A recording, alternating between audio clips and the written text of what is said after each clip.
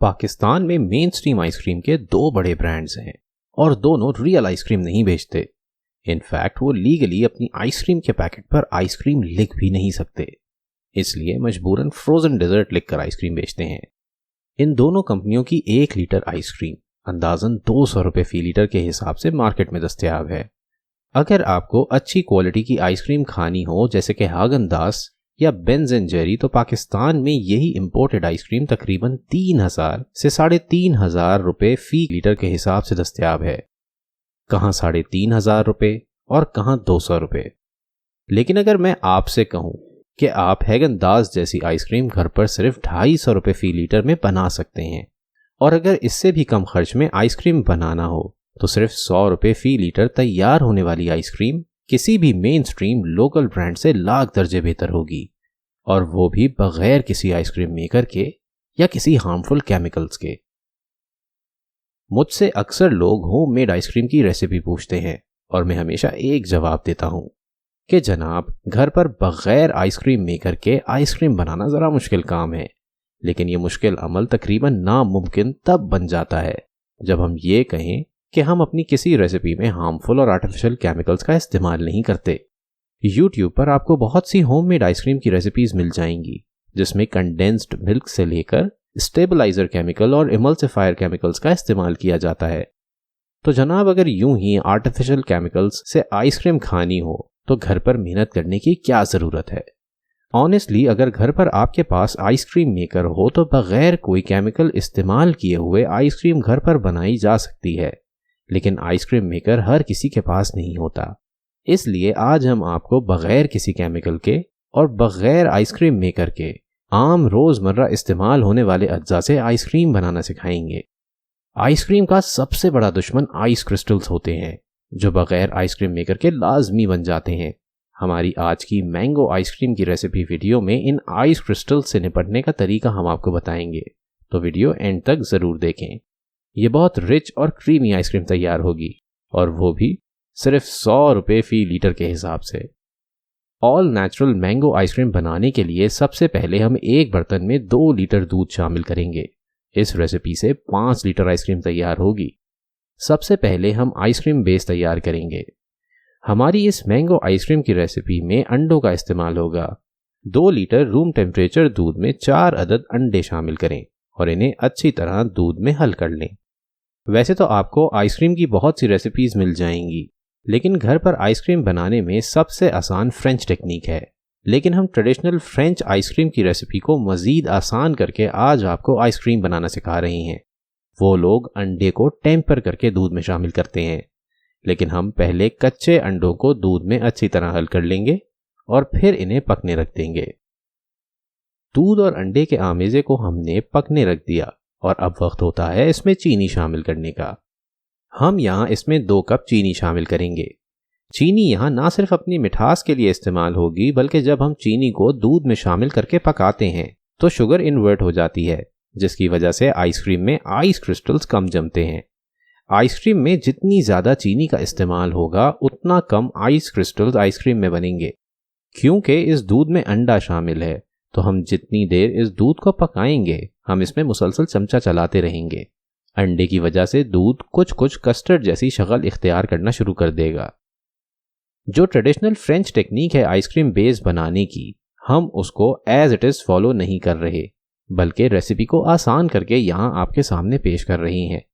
हम यहाँ दूध, अंडे और चीनी को एक साथ पका रहे हैं आसानी के लिए, लेकिन अगर आइसक्रीम को मज़ीद बेहतर बनाना हो तो आप पहले दूध और चीनी को अलग पका लें। आप जितनी देर दूध और चीनी को पकाएंगे, चीनी उतना ज़्यादा दूध को गाढ़ा करेगी और दूध कुछ कुछ कंडेंस मिल्क जैसी शक्ल लेना शुरू कर देगा। आपने दूध और चीनी को कम से कम आधा घंटा पका लेना है और फिर इसे ठंडा कर लेना है। जब दूध नीम गर्म हो जाए तो फिर इसमें अंडे शामिल करके दूध को बस उबाल आने तक पकाना है और फिर ठंडा कर लेना है। यूं करने से रिजल्ट ज़्यादा बेहतर आता है, लेकिन ये टेक्निक ज़रा टाइम कंज्यूमिंग है, इसलिए हम यहाँ सिंपल टेक्निक यूज़ कर रहे हैं और आइस क्रिस्टल से निपटने के लिए दूसरा तरीका अपनाएंगे। जैसे ही दूध, चीनी और अंडे का आमेज़े में उबाल आ जाएगा तो दूध में चमचा चलाना बंद कर दें और इसे चूल्हे से उतार लें। गर्म हालत में तो आइसक्रीम बेस आपको कुछ खास गाढ़ा नहीं लगेगा, लेकिन जैसे जैसे ये ठंडा होगा ये गाढ़ा होना शुरू हो जाएगा। अंडा इस आइसक्रीम बेस में एक एमल्सिफायर का काम करता है, यानी आइसक्रीम में मौजूद वाटर और फैट को एक जान करता है। अगर आइसक्रीम बेस में अंडा शामिल ना किया जाए तो फ्रीज होने पर आइसक्रीम में मौजूद फैट और वाटर अलग हो जाता है और आइसक्रीम का टेक्सचर स्मूथ नहीं होता। अब जब आइसक्रीम बेस रूम टेम्परेचर पर आ गया है तो वक्त होता है इसमें क्रीम शामिल करने का। हम यहाँ फ्रेश क्रीम इस्तेमाल कर रही हैं, लेकिन अगर आप चाहें तो टेट्रा पैक डब्बे वाली क्रीम भी यहाँ इस्तेमाल कर सकते हैं।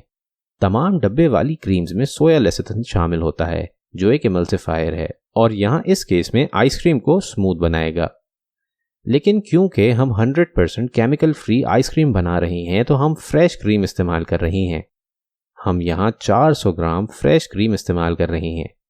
फ्रेश क्रीम को दूध में मिलाने से पहले ज़रा फेंट लीजिएगा और फिर दूध में शामिल कर दीजिएगा। ये 100 रुपये फी लीटर वाली बेसिक होममेड आइसक्रीम की रेसिपी है जिसमें 400 ml क्रीम इस्तेमाल होगी। अगर आपको हागन-दाज़ जैसी प्रीमियम आइसक्रीम जैसी क्वालिटी बनाना चाहते हो तो यहाँ 400 ml की जगह 1 लीटर क्रीम इस्तेमाल कर लें, बाकी रेसिपी सेम रहेगी। क्रीम को दूध में मिलाकर अच्छी तरह हल कर लीजिएगा। अब वक्त होता है इसमें मैंगो प्यूरी शामिल करने का। हम यहाँ 2 किलो मैंगो प्यूरी इस्तेमाल कर रहे हैं। 2 kg प्यूरी तकरीबन 3 किलो आम से हासिल की जा सकती है। ये आइसक्रीम आप अपने फेवरेट वैरायटी के आम के साथ बना सकते हैं।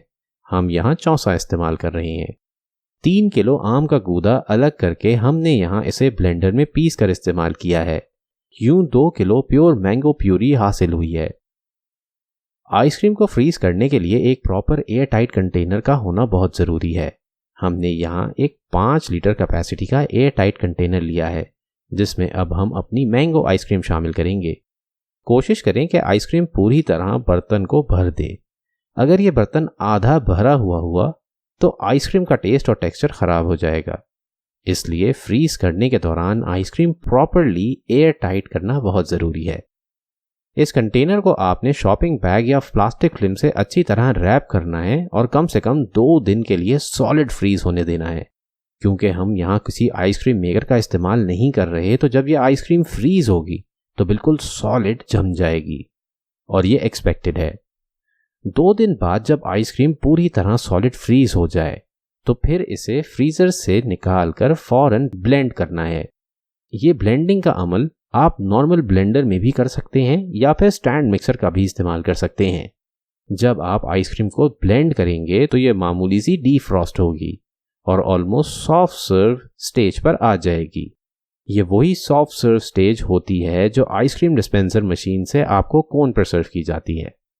आइसक्रीम को यूं ब्लेंड कर लेने के बाद इसको दोबारा एयर टाइट कंटेनर में रखकर दोबारा फ्रीज होने दें। ये ब्लेंडिंग का अमल आपने 3 रोज तक जारी रखना है। हर 24 घंटे में एक बार इसको ब्लेंड करके दोबारा रीफ्रीज करना है। ये करने से आइसक्रीम में मौजूद आइस क्रिस्टल्स बहुत छोटे फॉर्म होते हैं और आइसक्रीम फ्रीजर में अब सॉलिड फ्रीज नहीं होगी बल्कि स्कूपेबल होगी।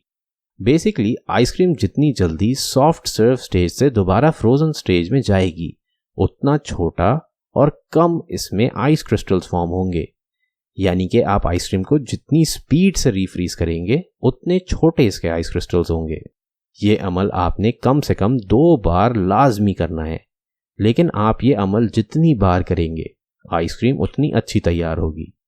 अगर आपको आइसक्रीम में रियल मैंगो चंक्स शामिल करने हैं तो ब्लेंड कर लेने के बाद इसमें फ्रोजन मैंगो चंक्स शामिल कर लें। हम अलबत्ता प्लेन मैंगो आइसक्रीम बना रहे हैं। इस रेसिपी को फॉलो करते हुए आप बहुत से फ्रेश फ्रूट्स की आइसक्रीम तैयार कर सकते हैं जैसे कि बनाना, स्ट्रॉबेरी, एप्रिकॉट, पीच, कोकोनट वगैरह। बास्किन रॉबिन्स पर बहुत से आइसक्रीम के फ्लेवर्स दस्तयाब हैं, लेकिन पर्सनली मुझे इनका सबसे अच्छा flavour peanut butter and chocolate ice cream लगता है। अगर आप चॉकलेट आइसक्रीम पसंद करते हैं तो एक बार इनका ये फ्लेवर ज़रूर ट्राई कीजिएगा। इंशाल्लाह ज़िंदगी रही तो आपको बास्किन रॉबिन्स की पीनट बटर और चॉकलेट आइसक्रीम की रेसिपी भी बनाना ज़रूर सिखाएंगे। उम्मीद करता हूँ ये रेसिपी आपको पसंद आई होगी। अगर वीडियो पसंद आई तो इसे लाइक और शेयर ज़रूर करें। ऐसी मज़ीद रेसिपी वीडियोस देखने के लिए हमारे चैनल फूड साइंटिस्ट को सब्सक्राइब करें और बेल आइकन पर भी ज़रूर क्लिक करें ताकि हमारी हर आने वाली नई वीडियो की नोटिफिकेशन आपको मिल सके। आजकल सिर्फ सब्सक्राइब करना ही काफ़ी नहीं होता, तो बेल आइकन पर ज़रूर क्लिक कीजिएगा। वक्त देने का शुक्रिया। अल्लाह निगहबान।